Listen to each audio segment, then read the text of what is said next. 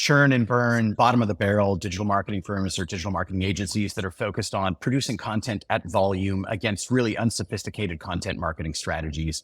It's really easy to see ChatGPT or similar models eliminating low-level digital marketing firms.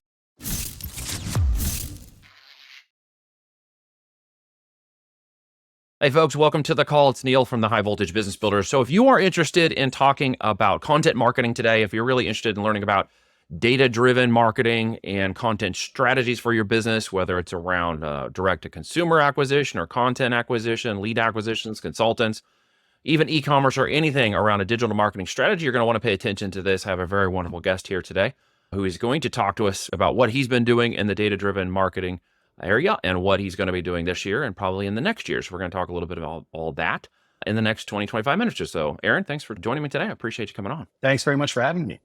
All right. So give us some insights as to what you see happening. I know there's a lot of fascinating things in the market right now, but what do you see happening right now that's of most interest to you? Yeah. So I'll briefly describe my company, Wheelhouse Digital Marketing Group. So we're a performance-driven digital marketing firm, been around for about 12 years. We have three core practice areas. One is digital strategy. So that is content strategy and content marketing. We have digital advertising, which is all performance marketing. So it's paid search, paid social, display, programmatic display. And we have a marketing sciences team, which is data science, business intelligence, analytics, and strategic engineering.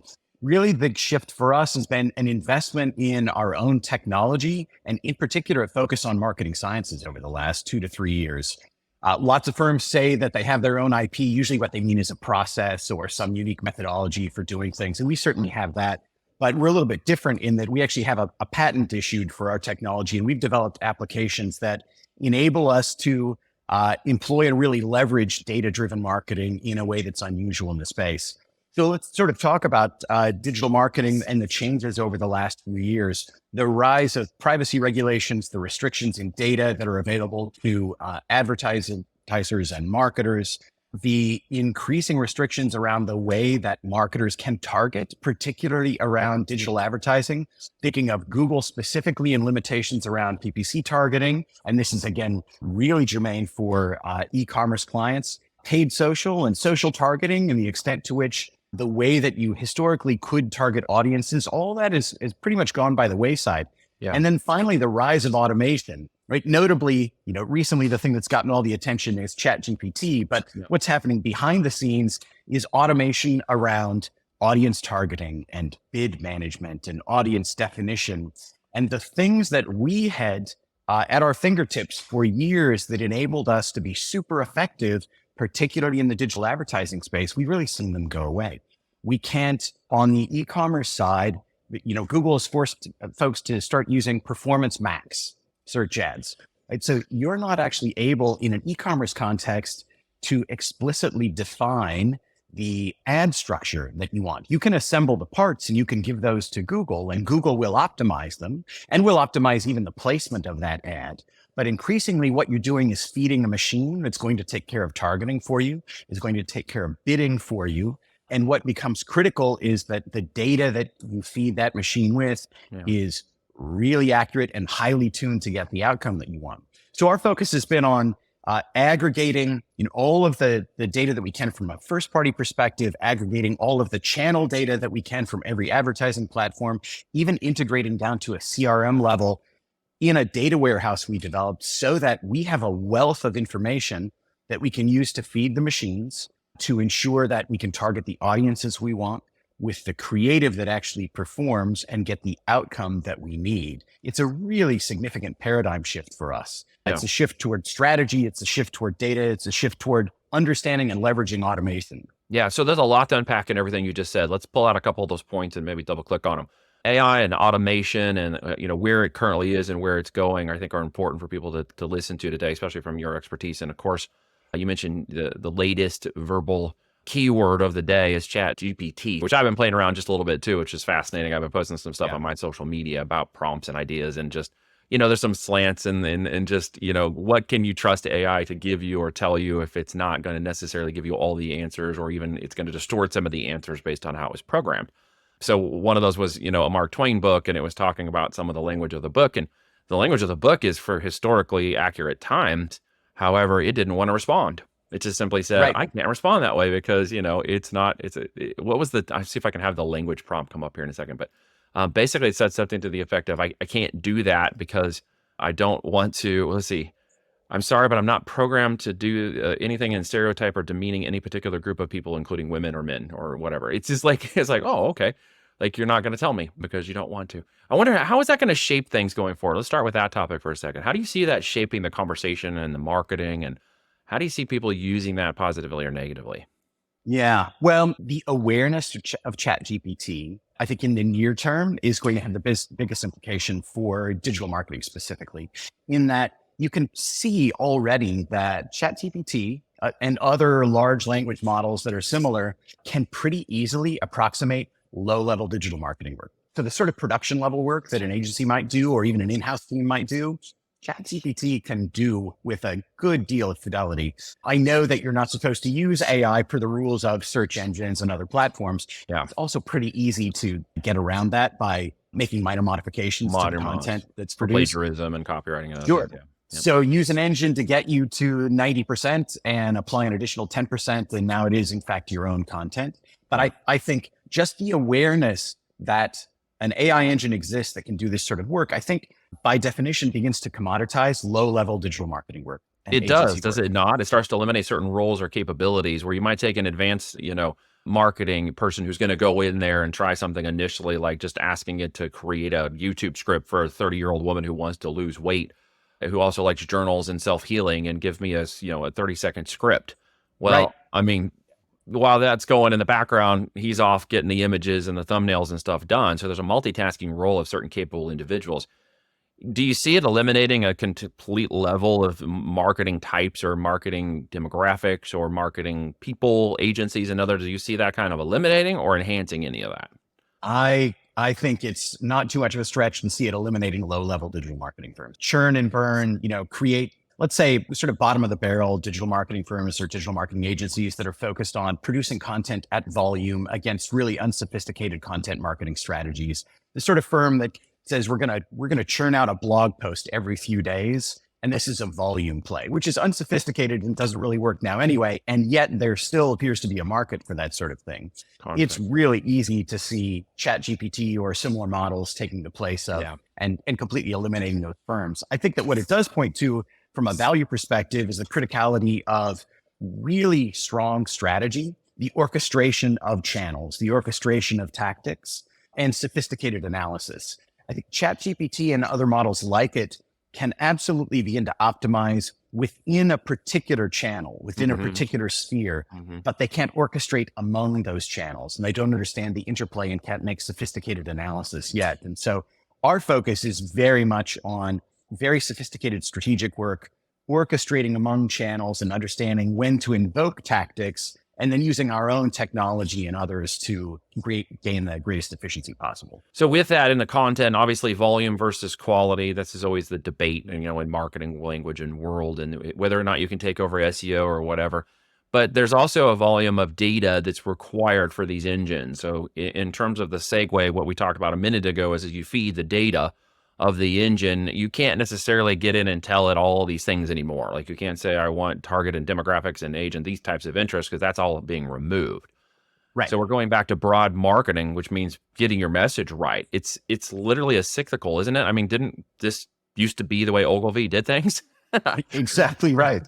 Exactly right. I mean, arguably, Google's finally delivering on their asserted promise of many, many years ago. Yeah. That it really is about quality content and getting the message right. I think from a digital marketing perspective, that points to two things. One is the increasing centrality of what you know about your customers. Yep. Profiling, and also just customer lists and prospect lists. Yeah. Because in many contexts, you need that information so that you can upload it to the engines and do things like lookalike modeling and targeting. You can't use the data that otherwise would have been gathered and gleaned by these platforms because you don't have access to it anymore.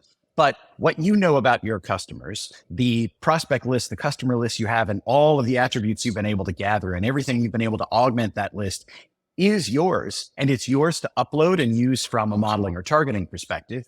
And then on the back end of that, it points to the criticality of not just getting your message right, but also ensuring creative is right.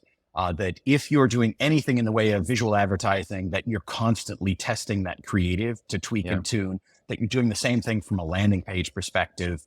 So you are right. I mean, to a significant extent, we're back to kind of that traditional agency model: get the message right, find your right Message audience, right. test the creative. Yeah. Yeah. But what you Yeah. put We're into much, Chat GPT or Jasper or any of these other natural language engines is going to basically help define that avatar. And you can't just assume that it's going to tell you what you probably should already know about your audience and consumer and who's actually going to value from this and turn marketing into active dollars and revenue than just a right. broadband shotgun approach. And I think this is where we splinter off. That cyclical return isn't completely going to go all the way back to the day of human generated content marketing anymore. I mean, AI is now the component, as you said, that feeds the data, that you give it enough data and it starts to get smarter and smarter and smarter about who you're trying to touch and getting connected. And that's what connected with. And I know that's where Google's going with its AI, right? It's just basically saying, hey, look, man, we know better than you. We got all the data. So if you Right. just tell the engine enough about all the things you know about your profile, your avatar, their age, what they do, what their hobbies are, like as much as you can about them, and just give it more and more and more and more data, it's going to become more finite as to where it approaches the data that's relevant to your campaign, your ad, your lead, your gen, your ecom, whatever. It's just getting smarter and smarter. How long does it take for that engine to learn, and how much data do you have to give it before it really starts to dial in your campaigns?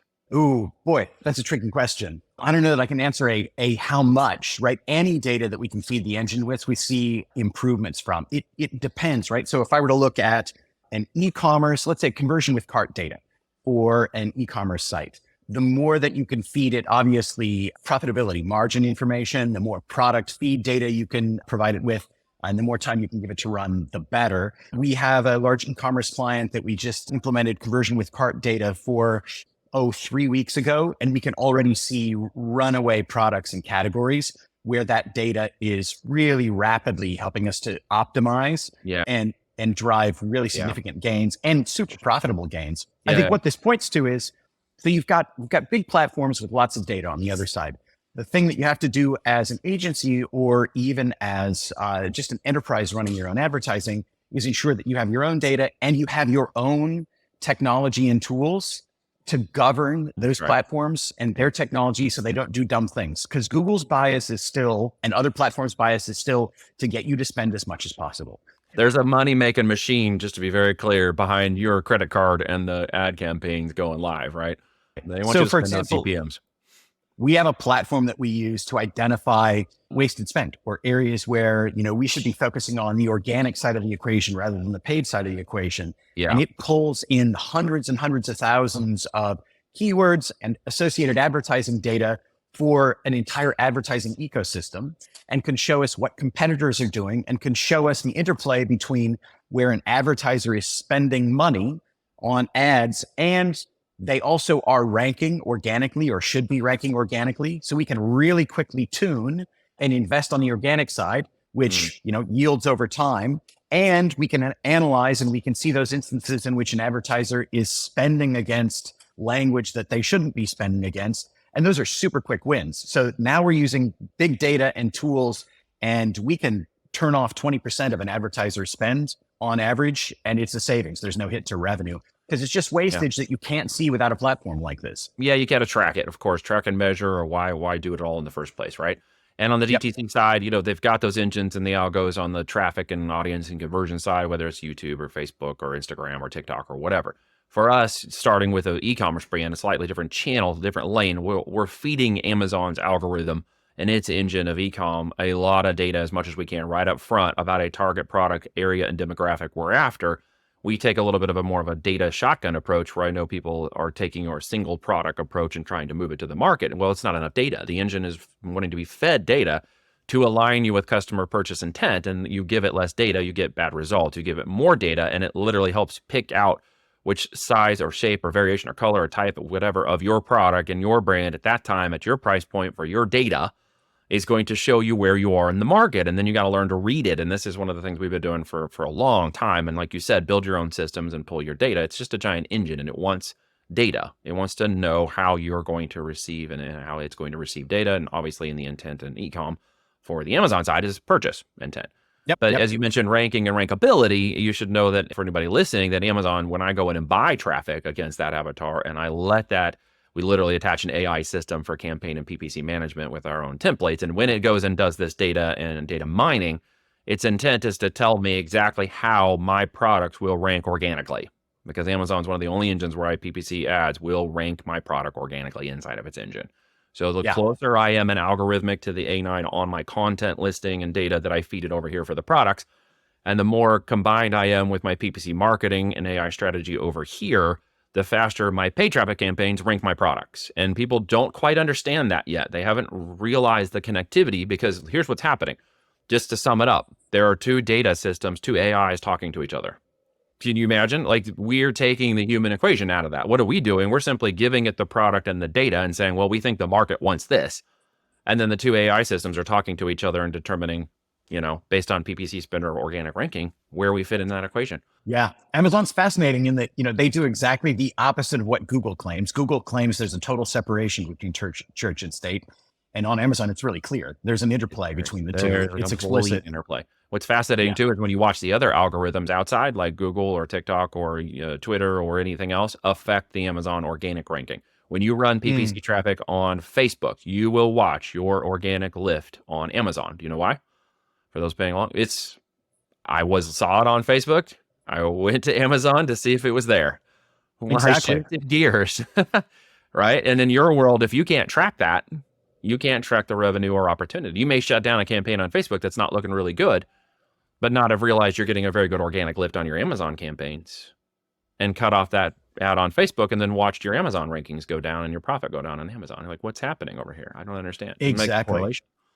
Yeah, that's why we found it increasingly critical to have all of that channel data in a single data warehouse, and to harmonize the data so that we can understand what messages are being served to, an audience member at what point in the funnel. Smart. And how attribution works, so that we can see YouTube, we can see Facebook, and understand, all right, that was a top funnel touch, but you can see the conversion because we've combined all that data in a single data warehouse. Now, with all those changes that are occurring, and I know there's a big old iOS thing that some might know about who are listening to this and figured out, where did you see all that changing? Have they backpedaled on any of the iOS issues? Have they backpedaled on any of the tracking stuff? Are you still looking for ways to fix a lot of that? They've not backpedaled, no. Okay. And I don't think they're going to. I think, if you look at their business interests, it creates kind of a walled garden for Apple. Yeah. And in fact, it's pretty clear that Apple's building their own DSP. So they're going to have their own advertising ecosystem, which they define through privacy regulations. And I don't think, I think that the same is true for other providers as well. There's not going to be any walking back of the increasingly restrictive privacy regulations. The most restrictive environments, both geographically and from a regulatory perspective, I think are really leading the charge on this stuff. And by necessity, you're seeing platform providers, analytics providers having to come out with new versions of their technology that are completely reimagined to function in this new, very restrictive world. GA4 is, the perfect poster child for that.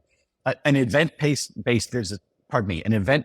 data model rather than a session-based data model is almost entirely, I think, to be responsive to the regulatory environment. It's worse for marketers, much more challenging to work with, but it's the only way that they could see to create a new version of their analytics platform that wasn't going to fall afoul against those regulations here, and in particular in the European Union, where by last count, I think I looked yesterday, there are 3, maybe 4 countries that have declared Google Analytics illegal to even run because of their current data model and because of what they do with the data once they collect it as well. Yeah. So no, I don't think that changes. I think it only gets more restrictive. And then it becomes incumbent upon all of us to knit together that data outside of the context of a single platform so that we can actually understand what's happening. So it frees the pixel, right? Now, no more pixel. Pixel is pretty much becoming irrelevant, right? And there's got to be other ways to tracking. I know, shout out to Alex Becker over at Hyros. I know that they've done a great job of spending a lot of time working on that strategies for tracking and maintaining DTC conversions and stuff where pixels are no longer valid for conversions. And frankly, in my own experience, they don't really work that well anyways. I'm not sure they ever did. For the interest of the marketer, I think they were more in the interest of the engine itself, where you were spending your dollar amounts was better than you using it. So as Yeah. we continue forward in 2023, what are some of the, what's the 3 to 5 top 10 things you want to list that you think are going to be relevant for people to pay attention to in the next year?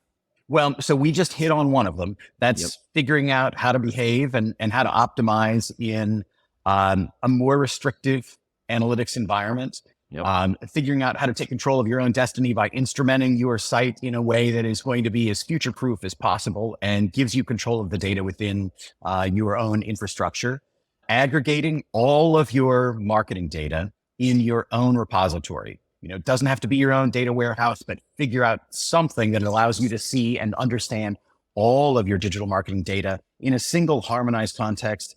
And again, to harken back to something that we said earlier, go back to thinking about marketing in kind of an old school way. We're dealing with marketing funnels again. We're thinking about user intent. We're thinking about the right message, the right user based on their intent and position in funnel.